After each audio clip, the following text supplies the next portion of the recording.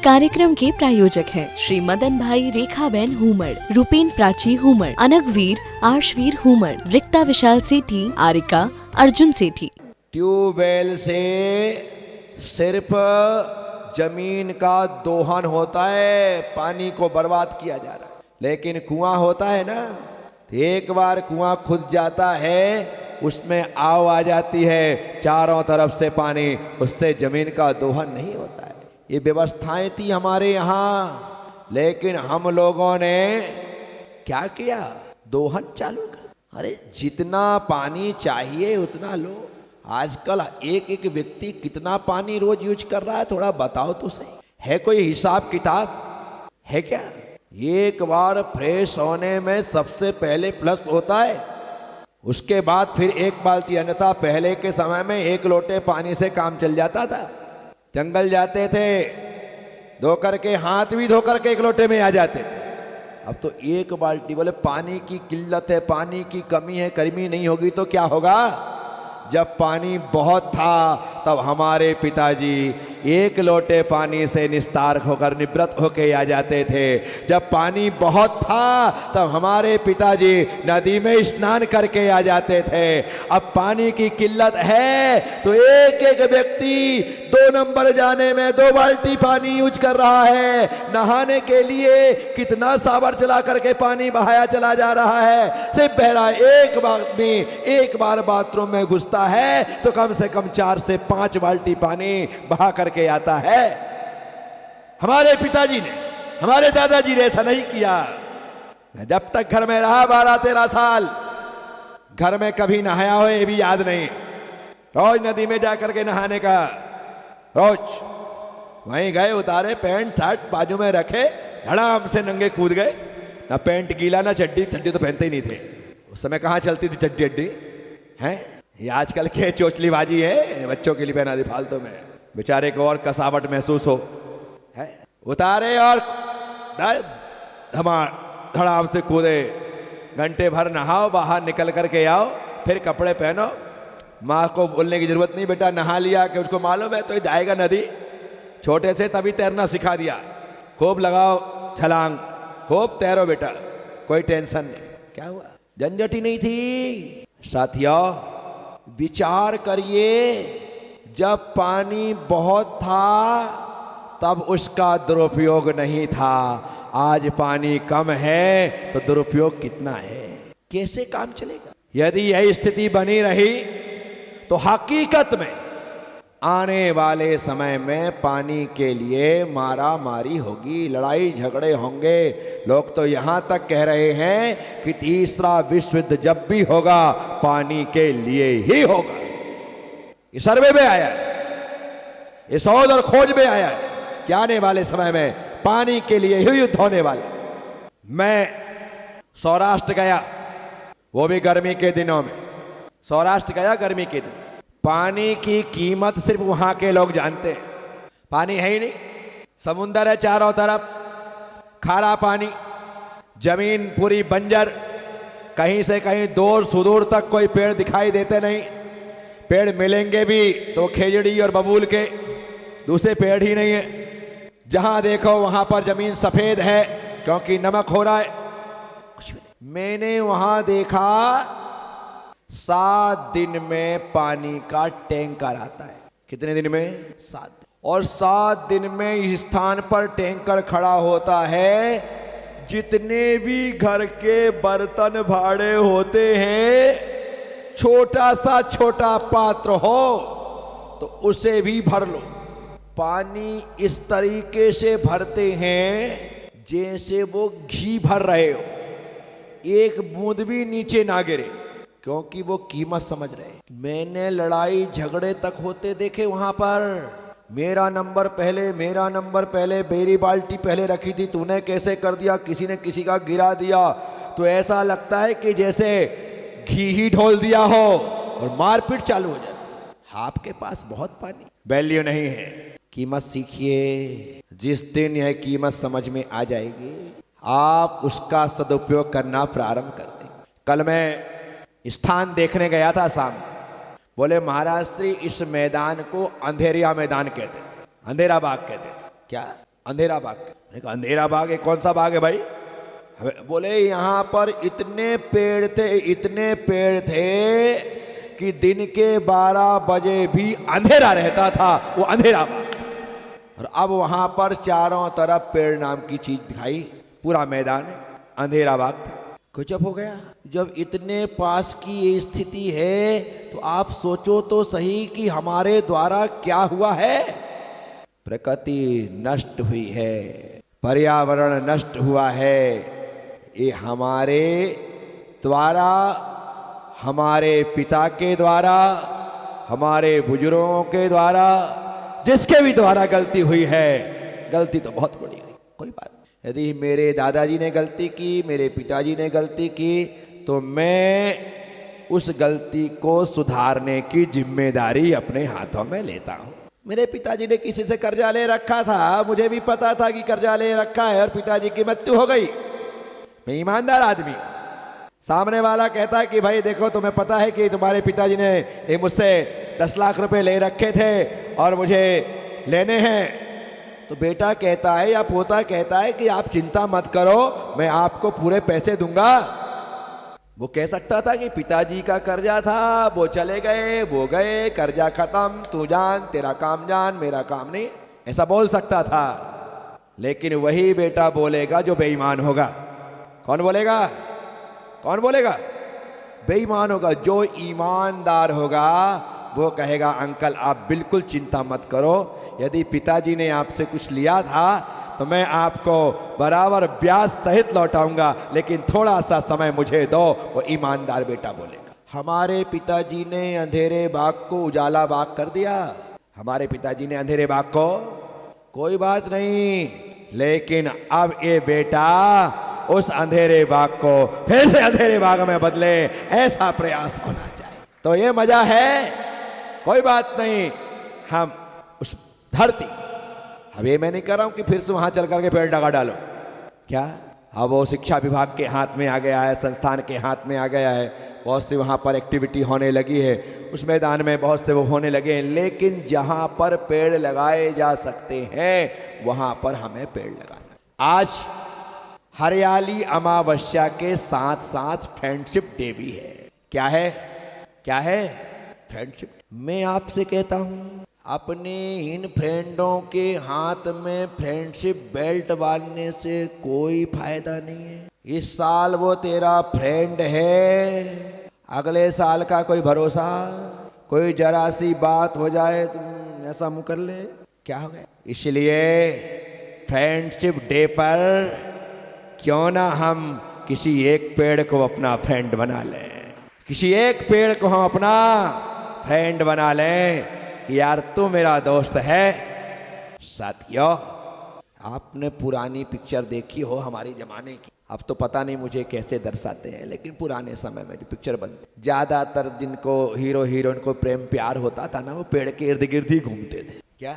हाँ, वो पता नहीं भाई, वहीं इर्द गिर्द ही घूमते थे, वहीं पर गाना शूट हो जाता था, वहीं पर पिक्चर हो जाती थी, वहीं पर मिल लेते थे। तो पेड़ ने तो हमें प्रेम करना सिखाया। क्या सिखाया? प्रेम करना सिखाया। बस जब उस पेड़ ने प्रेम करना सिखाया है तो प्रेम से, पेड़ से प्रेम करना सीखिए। बस यही मैं आपको संदेश देना चाहता हूं। प्रेम करिए उससे, प्रेम का प्रतीक है। कितना सुकून देता है पेड़। जब मैं विहार करता हूं ना, चलते चलते जब पैर थक जाते हैं तो मैं पेड़ देखता हूं कि कहीं पेड़ की छाया मिल जाए तो 10 मिनट वहां पर विश्राम। पर इन सड़कों के चौड़ीकरण ने हाईवे के दोनों तरफ के पेड़ों को जड़ मूल से नष्ट कर। मैंने अपने पिछले प्रवचनों में भी कहा कि सरकार जिस भी ठेकेदार को सड़क बनाने का ठेका दे, उस ठेके के टेंडर में पेड़ लगाने का भी उसमें एक कॉलम हो कि भाई मैं सड़क बनाऊंगा, 2 लाइन, 4 लाइन, 6 लाइन, 8 लाइन, जितनी भी बने, लेकिन सड़क के दोनों तरफ स्टैंडर में पेड़ लगाना भी शामिल है। ओबीटी गार्ड के साथ वो उसमें सम्मिलित होना चाहिए। मध्य प्रदेश के मुख्यमंत्री मोहन जी यादव मेरे बहुत अच्छे भक्तों में हैं। आज ही अभी दिन में उनसे बातचीत भी हुई। ये भी बताया कि मोहन जी आज कार्यक्रम है और इसके अलावा उन्हें 1 तारीख के कार्यक्रम में आने के लिए इनविटेशन भी दिया। मैंने कहा कि आपको आना है, बोले मैं तो आ जाऊंगा। मैंने कहा मैं चाहता हूं कि यहाँ के समाज के लोग आपके पास इन उज्जैन या भोपाल आकर के मिले। बोले गुरुदेव आपने कह दिया मैं आ जाऊंगा। मैं कहा नहीं, आप राजस्थान आएंगे। राजस्थान आना निश्चित तौर पर एक बड़ी बात है हमारे लिए। तो आपके पास तो उन्होंने 18 तारीख दी है कि आप उज्जैन मेरे पास झालरापाटन के लोगों को भेज दें, मैं उनसे मिलकर के उन्हें अपनी अनुमति प्रदान कर दूंगा। तो आज ही उन्होंने मुझसे कहा, एक सुलझा हुआ व्यक्ति हर काम के लिए, हर चीज के लिए, प्रकृति के लिए, पर्यावरण के लिए, गौवंश के लिए जिस प्रकार से मोहन जी काम कर रहे हैं, निश्चित तौर पर मध्य प्रदेश का सौभाग्य है उसे मोहन यादव जैसा मुख्यमंत्री मिला है। सौभाग्य उसका, बहुत बढ़िया तरीके से वो काम को गति दे रहे। तो उनसे मैं हर प्रकार की बात करता हूँ। उनसे कहता हूँ कि मोहन जी आपको ये सब कुछ करना चाहिए, ऐसी प्रक्रिया होना चाहिए। जब वो शिक्षा मंत्री थे तभी मैंने उनसे कहा था कि एक जो खुले में मांस विक्रय होता है ना, ये प्रदूषण पैदा करता है, पर्यावरण को दूषित करता है, ये अहिंसक लोगों की भावनाओं को चोट पहुंचाता है। एक खुले में मांस विक्रय ये निश्चित तौर पर हिंदुओं के लिए, अहिंसकों के लिए बहुत तकलीफ दे। जब वो शिक्षा मंत्री तब मैंने कहा, उन्होंने जिस दिन मुख्यमंत्री बनने के बाद सबसे पहला यही आदेश जारी किया कि मध्य प्रदेश में खुले में मांस विक्रय नहीं होगा, और उन्होंने जारी किया। पहला आदेश था उनका। तो जब वो करते हैं तो मैं उन्हें समय समय पर सम्यक सलाह भी प्रदान करता हूं कि आप इस प्रकार से काम करें तो बड़ा अच्छा लगेगा। तो इसी प्रकार से जब नितिन गडकरी मेरे पास आए थे तब तो मेरे पास ये कोई मिशन नहीं था, ये विजन भी नहीं था।